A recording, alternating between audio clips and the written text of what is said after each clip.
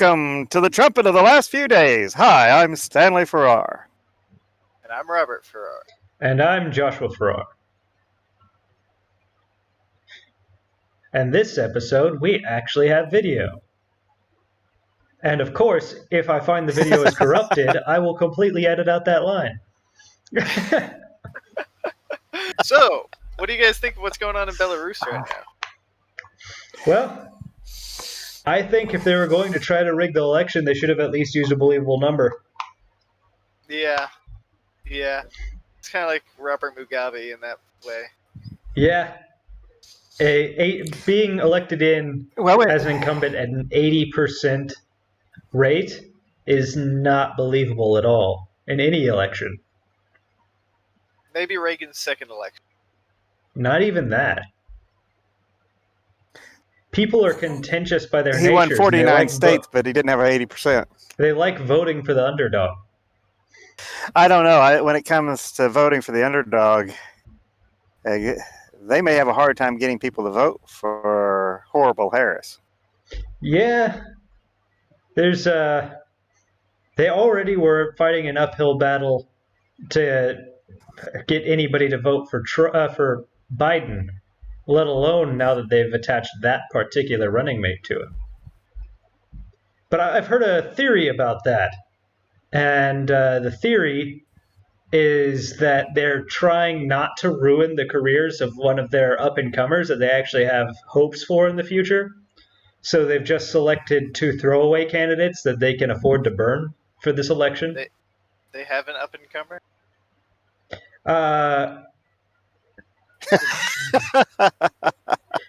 Their more popular candidates are ones like, say, Tulsi Gabbard and that sort of ones. The ones that they actually have hope for. Tulsi Gabbard was shunned by the media and by establishment. Yes, but there were a lot of others in that, like, say, Pete Buttigieg, if that's how to pronounce his name. And there's a couple others that the media really liked. You can tell if they actually had hopes in them whether or not the media pumped them up or not. And there were a couple of those. Kamala Harris was not one of them. Well, the media really pumped up horrible Harris until it started coming out that she took and held people in prison longer than their terms in order to use them for slave labor, and refused to let people who their evidence had proven them innocent, and letting that evidence come up to where they could be released from prison. And the fact that she is part of a family of proud former slave owners, which was an interesting detail to find out. Yeah. But I think that to tie this into Belarus, where it'll come in is the Democrats have every intention of doing the same thing here that the parties in Belarus did in fixing the election. Which is why they're pushing mail-in elections so hard. Just like they did. That's why they're pushing mail-in elections. It's the only way they can win is through fraudulent voting. The funny thing is the mail-in ballots are actually hurting them so.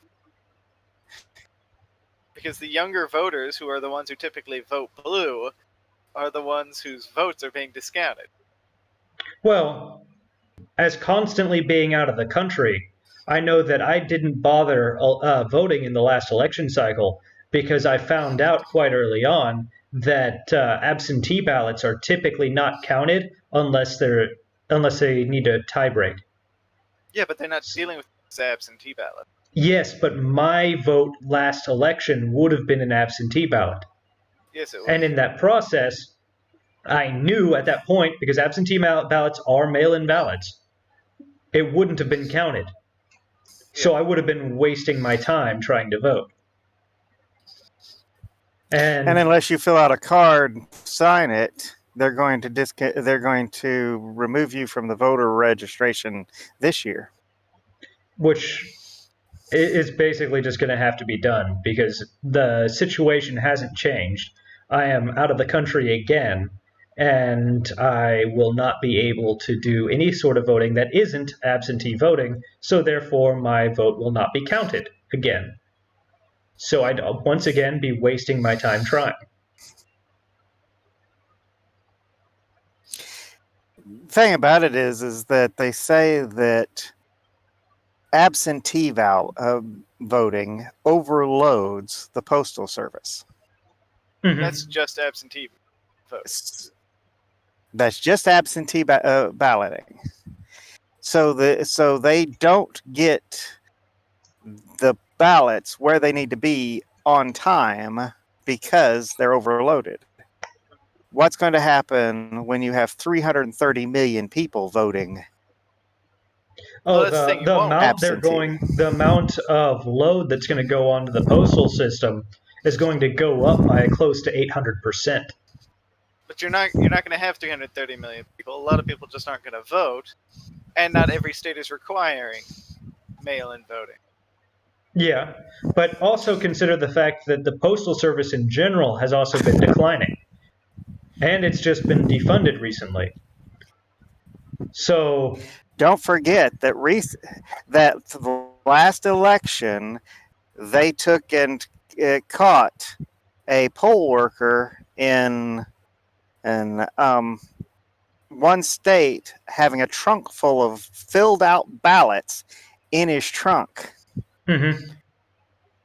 And there was another state. They had they found that they were handing out pre-filled out ballots to people who couldn't speak English. So, so if they're willing to take and cheat in a normal election, what are they willing to do in an election where their candidates don't stand a chance in the face of God's green earth? Well, there's also a reason why there's every election cycle, most big cities, their entire graveyard votes. And that Well, is yeah. pretty fraudulent in of itself. Chicago's their graveyards have elected more people into Illinois politics than anything else. Same with New York City. That and Mhm. their bully tactics, where they tell people you're going to vote a certain way or else. Yeah. Uh, the the Democrat Party is famous for their mob tactics when it comes to their voting. In fact, that's one reason why Robert Kennedy offended the mob so much when he went after them after JFK became president, was because the mob stuffed the ballot box and got him elected. Yeah. The the entire notion of a free and honest election is something that even here in the United States we have not had for years once the Democrats figured out a way to cheat. Yeah. So here's my question. That's one reason why they. That's Okay. one of the reasons why the Electoral College exists. So here's my question. Let's assume that President Trump doesn't get reelected. Will we have a Belarus situation in the U.S.? Yes, I think we will. Or do you think it'll be even more violent? I think I no, because we're already having just as many riots as Belarus is without that. So you think it's going to be worse? I think it's going to be better because the people who are stirring up the riots are doing so because they are discontent. And the people who are stirring up the riots here in the United States are the same people who want to rig the election. The decent folk aren't doing that. Thing about it is that it's very possible that they may try to rig the election and still lose. Yeah, that's what happened last time when Trump got elected the first time. And in that circumstance, I do believe there'll be blood in the streets. Yeah. West Coast secession? Good riddance. Possibly. Civil War. Cities against everyone else. Yeah. The Hunger Games. See, that's one of the things that they don't realize is that they think that they should be able to take, and by cheating in the cities, they can take and swing the entire country, and it doesn't work that way. No, It doesn't at all. All it does is give them a facade of the popular vote.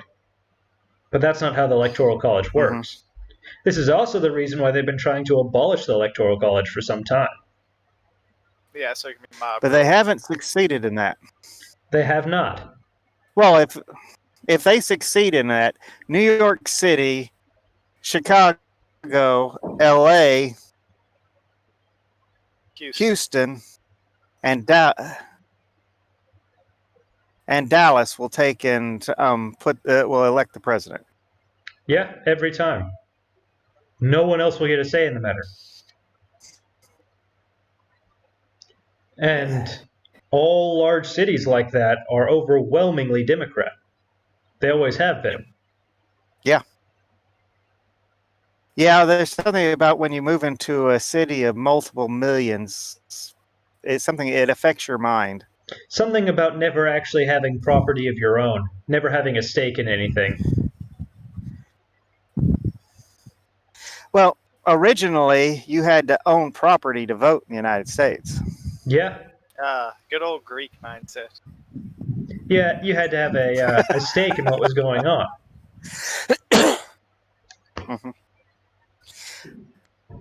Well, I take that back. You had to have either own property or be producing something for society, like a job. So only the employed and the people who had property could vote. Yeah. But the rest of society did not get a vote. You know, people talk about democracy and how America's a democracy. No, we don't have the Greek setup. The Greek setup had the citizens, and only the citizens could vote. Well, actually, we do. Only the citizens are legally allowed to vote in the United States. But they had stricter rules on who was a citizen. Okay. Not just anyone living in the city was a citizen of Athens. True. And when it comes, that's one reason why they're trying to take and put in and where they can give IDs, driver's licenses, and such to illegal aliens. Is that way they can slide them under the radar to vote. Mm-hmm.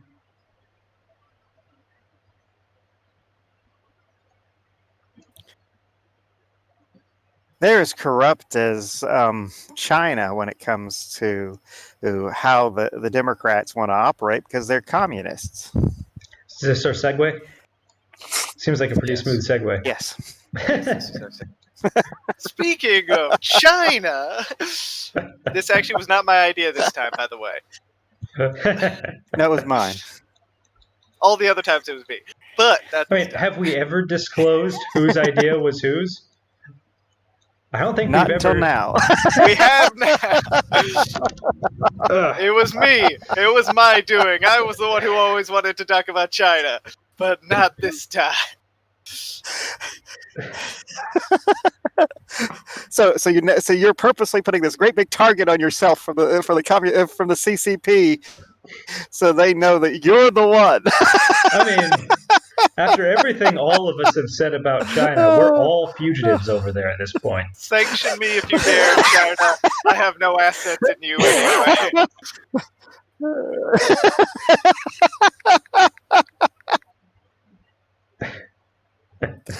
Yep. The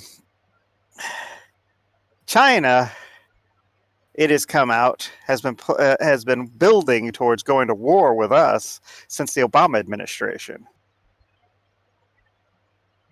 and they seem to be trying to pick a war with the entire world, and the world is responding. What's the source for that, by the way?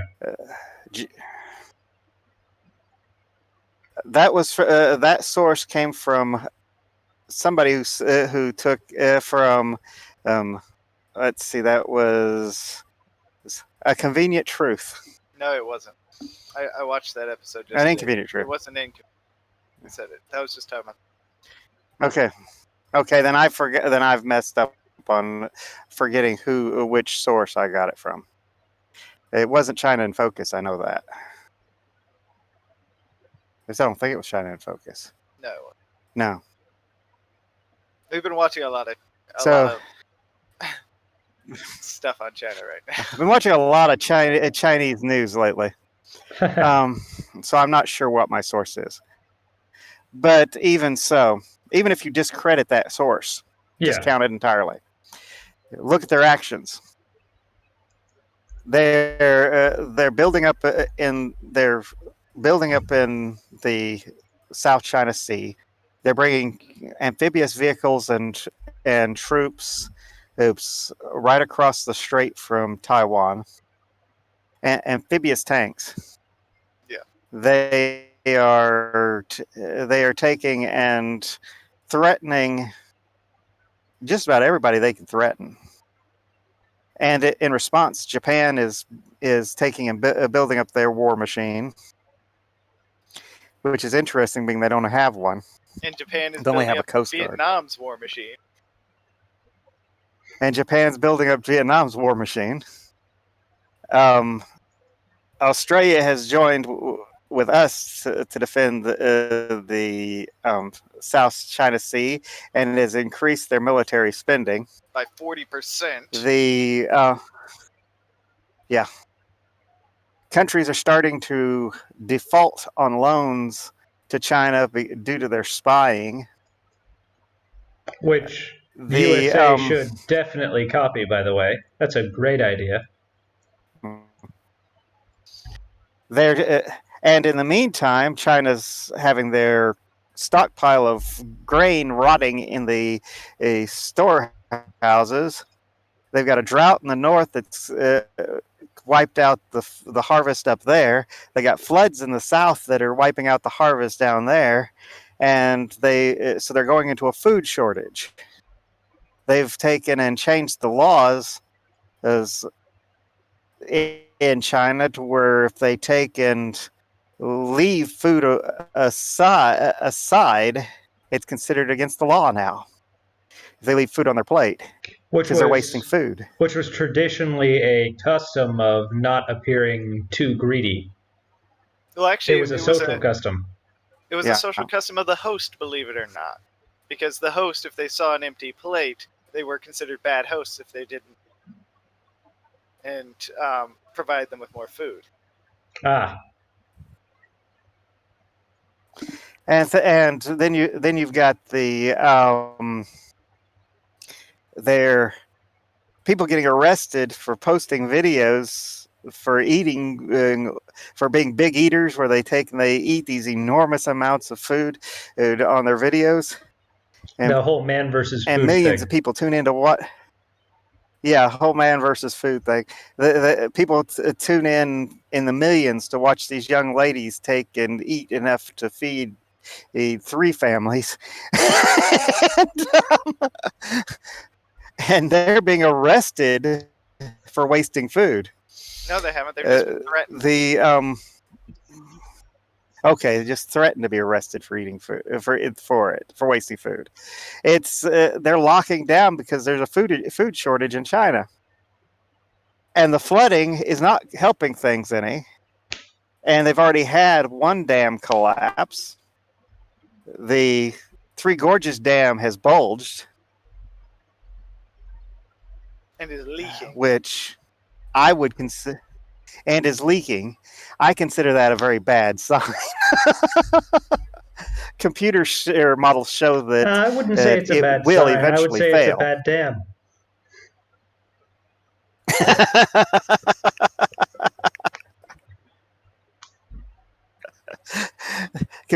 Computer models show that it will fail. And when it does, it'll kill millions. Talking about like a tidal wave going down through that river. May create a fourth gorge. just wash the cities away. Yeah. Or instead of 3 gorges, it'll only be one great big one. Another Grand Canyon.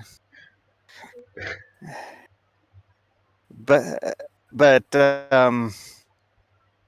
do say they think that if it's not during the rainy season when it breaks, that it'll stop after flooding Wuhan. Well, that's one way to kill the virus. Well, they estimate if it's the dry season, it'll only displace 70 million. If it's the dry season. If it's the dry season. If it's the dry season. And if it's the wet season, the rainy season. Yeah, they're not going to. They won't be displaced. They'll be dead.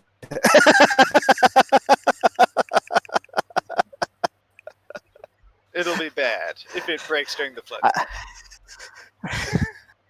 I don't see how they. Be honest with you, after watching those computer models, except the ones in Wuhan and the lower regions, they're getting hit with so much water so fast. I don't see how they would stand a chance. Mm-hmm. It would literally like being standing on the beach during a tsunami. I suppose they could build an ark. They have the measurements. They might need one. But they don't. Do they have enough time to build one? Don't know. Did the Bible ever specify how much time Noah had? No, Jonah? No. Noah. I was right the first time. No, it doesn't. No, we don't Jonah know had how a whale long. of a time. Noah was the first. People use that in a positive sense, that somebody had a whale of a time, but let's be honest, Jonah didn't have a fun time. No, but he did have the first submarine ride. If I remember right, he says that he wishes he were dead when he was in the belly of that whale. Yeah.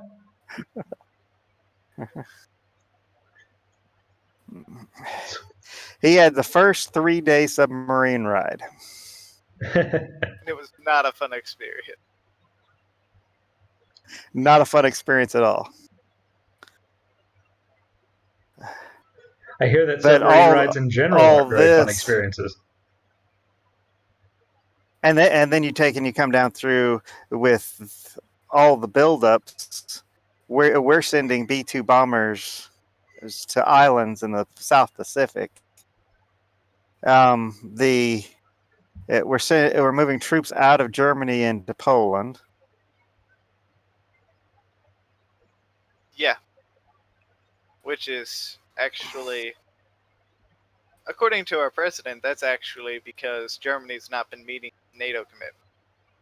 But well, no European country has been meeting NATO commitments. No, none of them are. But he decided to open up a base in Poland instead, though it's much smaller than the operations in Germany were. I read something. And Poland's not meeting their NATO commitment either. I read something about Trump trying to move the troops out of the Middle East, too. Yeah, he has. Specifically Afghanistan. Yeah. But something about the Poland issue, it's really interesting because we had something like 12,000 soldiers in Germany, and only about 200 of them went to Poland. So it makes you wonder, most of those soldiers got sent home. So why Poland? Is it because of its close proximity to Russia? If he's expecting a war to break out with China, is he expecting Russia to join in on their side? Or is it just kind of to tag along with Pompeo, who's currently going through the Eastern European countries, to get them to decouple with China? Anything I guess about would be entirely conjecture here. Well, yeah. And my conjecture would be more that there are less eyes on Poland.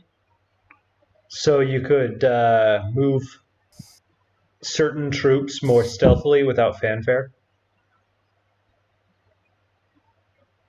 But he is. That's mostly one thing about it. That's mostly something that I picked up from talking to certain army guys. But even those guys were several years out. But Well, you there take is the pulling out. Go ahead. there is a like I said, Pompeo has been going through Eastern Europe trying to get them to cut ties with China. This could be kind of a symbolic move to consolidate Eastern Europe as kind of a block of allies to help us if war against China breaks out. A Berlin Wall, if you will. Create a former Soviet bloc.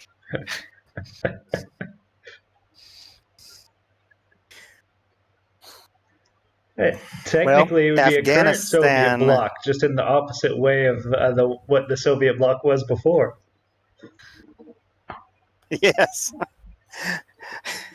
The thing about pulling your troops out of Afghanistan, though, if we're going to go to war with China, would actually be a bad move No, because Iran is being built up by China, but and so is Pakistan. And Go ahead. Afghanistan doesn't like our troops being there, and Afghanistan hates Pakistan. So if we pull soldiers out, they're on better terms with us. And so when war breaks out, Pakistan's going to ally with China. We know that for a fact. So if Afghanistan can go against Pakistan, help India take out Pakistan, then India can turn its focus on China. Or as far as worst of worst circumstances go, and they both join China, if our troops aren't there, it'll be easier to nuke them. I don't see That's us true, needing too. to nuke Afghanistan.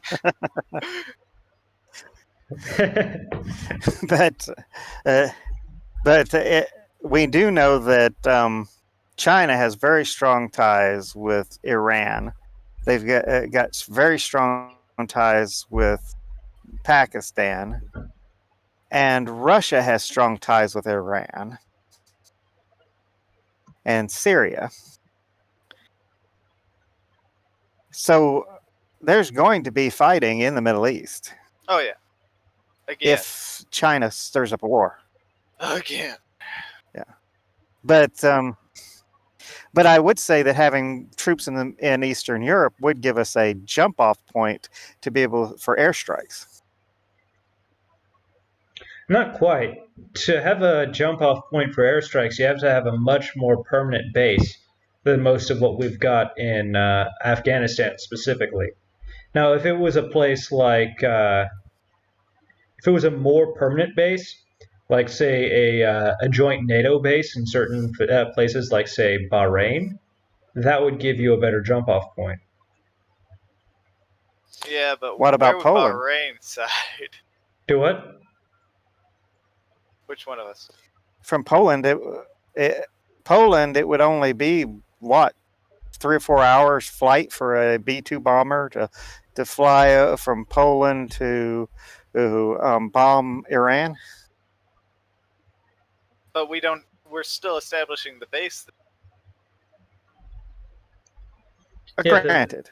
If the base is still being built, that's not really an option.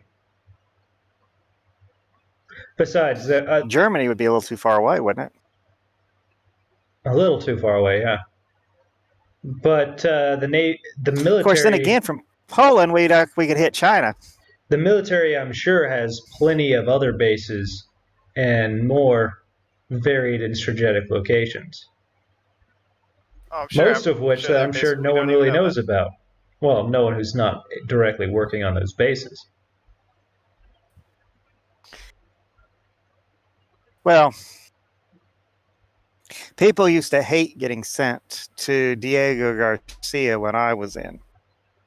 Well, because it was a little island in the South still Pacific hate with being nothing. sent to Diego Garcia.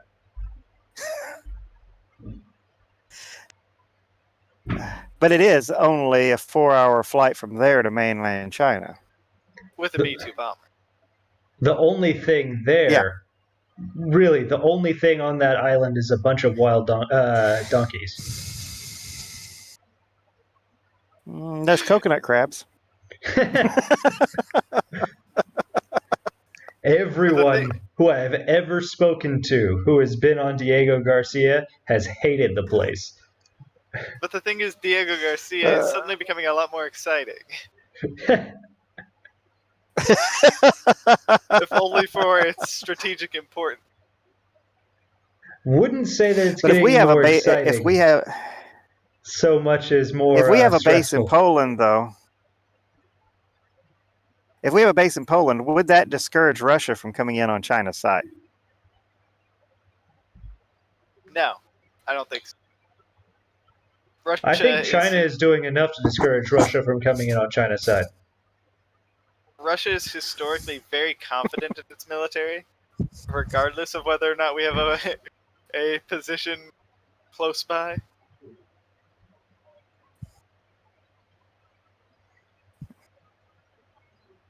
And remember, according to them, they have supersonic missiles.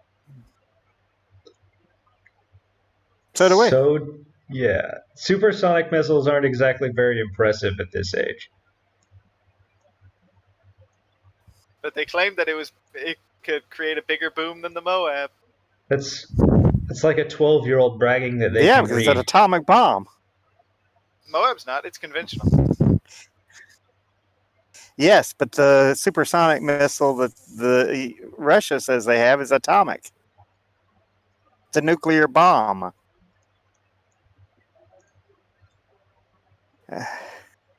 So yeah, of course it'd make a bigger boom than the Moab.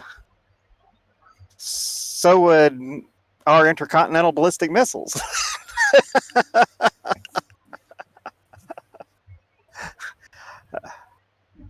Drop 10 nuclear warheads on something, it's going to make a bigger boom than a Moab. Okay, so let's say that China doesn't wait for the election and instead goes ahead and invades Taiwan.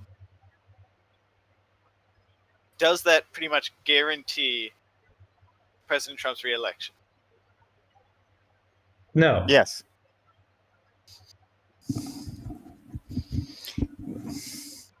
We've never taken and not re-elected a president during a war. That doesn't change. I think that would cause the Democrats to double down on their cheating. So no, I don't think it does guarantee it. But the popular opinion generally favors, especially if they invade Taiwan, because popular opinion is generally in favor of Taiwan. Yeah, but that's far from a guarantee. I have to admit that Josh is right about the fact that I didn't take into consideration the cheating factor. But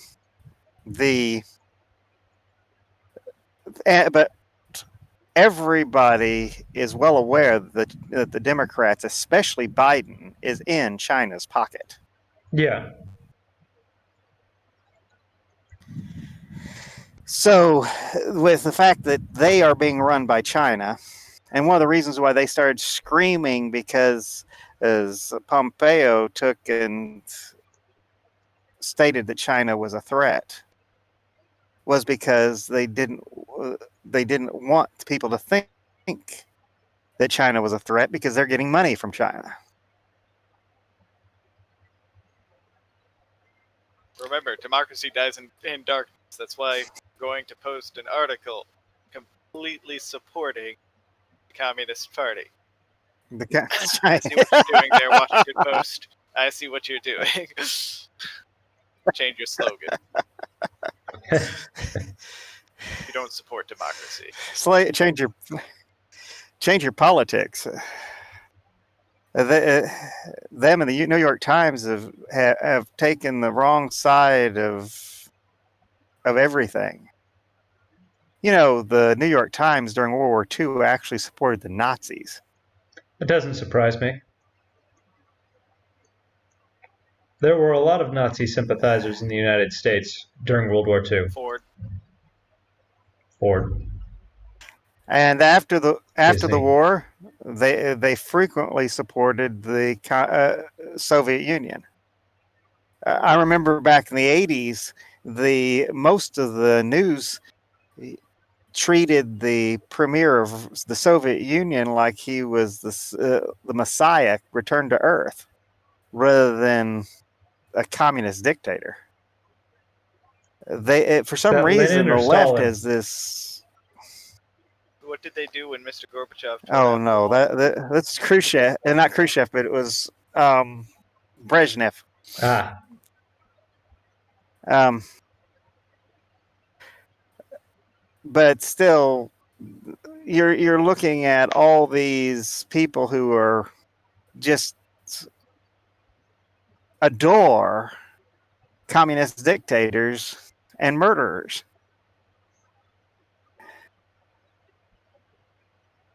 Look at how they reacted to Fidel Castro during the Obama administration. how they reacted to Venezuela not 2 years ago.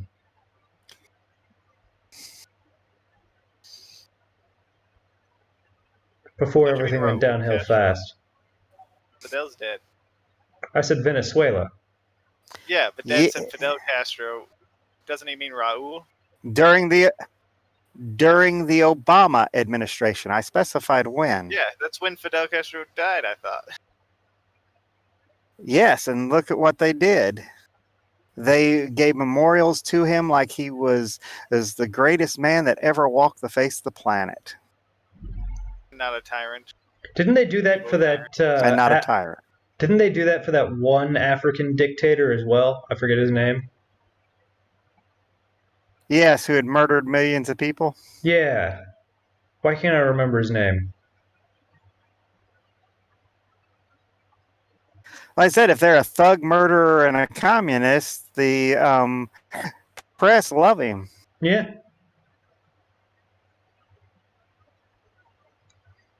Imagine how much they would be proclaiming to the highest that Pol Pot is the new Jesus if he was alive today. And I'm sure they would do it. Oh, you know it. Just remember that Pol Pot killed Well, a quarter of the population of Cambodia. And it was not a big country. The entire notion of killing off a quarter of your own population is horrendous. But how many? Yeah, he didn't even manage to go all the way. Every communist nation. You're right, because they Every overthrew it. every communist nation is famous for their murdering people. Yeah. Remember that Mao Zedong is responsible for the worst famine in recorded history. So far. And the We'll and see the if China current beats that record. the current premier is taking and following Mao Zedong's policies and principles. It explains a lot about China's current economic situation, specifically in regards to food. Well, it comes down to the point where if it's wrong, they're going to do it. Just and then deny that anything bad has taken place to save face. Yeah. I think we've pretty much taken and beat this dead horse. Yeah. We're petering out. If you like, I was going to make Go ahead. a joke about saving the right face, but Oh, I was thinking about the section in Animal Farm where they sold the initial horse for glue, and bought two Yeah. lesser horses. you know, that guy worked as a spy for one of the Marxist governments. Or which one? The guy who wrote Animal Farm? Yeah. He was George also the Orwell. guy who wrote 1984. Yes, he was. he wrote a lot of anti-communist stuff, Yeah. Yeah. He was pretty hypocritical. but he was a communist spy. Didn't know he He was a might have been a communist Nazi spy. spy. So he might have been a socialist spy, but it's 1/2 dozen really.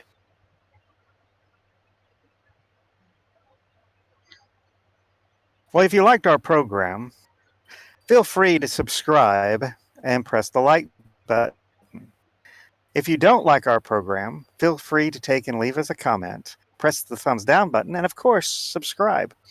We always enjoy the opportunity to take and discuss things with individuals of differing points of view, and we take and truly wish to hear your perspective. And if you really didn't like our program, As you're for probably those of going to us tell from us the where we trumpet of should have the used a matrix rather than an if-or statement.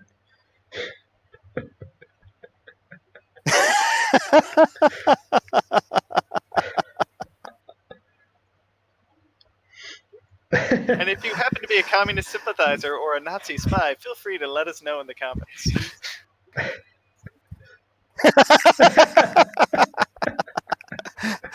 That's it for today from the trumpet of the last few days.